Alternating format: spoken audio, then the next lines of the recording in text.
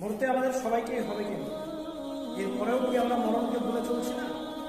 সবাই কিন্তু আমরা মরণকে ভুলে যাচ্ছি, শুধু পৃথিবীর টাকা পয়সা ধন সম্পত্তি এর জন্য, অন্য কিছু না।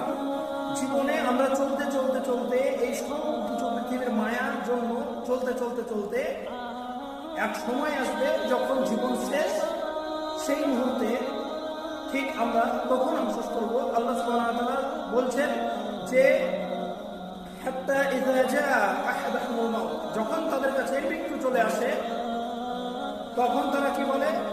রব্বি জিউনি, হে আমার রব তুমি আমাকে ফিরিয়ে দাও। কেন? লাআল্লি আ'মালু সালিহা, যাতে করে আমি নেক আমল করতে পারি, ফিমা তারাকতু, যা আমি ছেড়ে এসেছি। কিন্তু এটা কি কখনো হবে? এটা হবে না। আল্লাহ সুবহানাহু ওয়া তাআলা বলছে এটা মাত্র কথা একটা, এটা কখনোই বাস্তবায়িত হবে না। অতএব সম্মানিত উপস্থিতি, আমরা যেন সর্বদাই মরণকে